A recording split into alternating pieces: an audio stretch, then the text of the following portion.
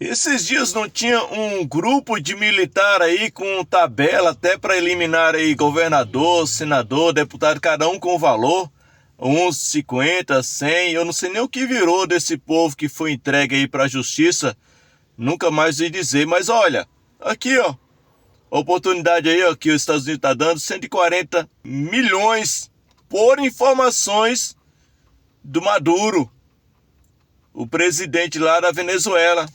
E aí vocês não agilizam, ó. Vocês deveriam se unir para isso aí, ó. Tá vendo?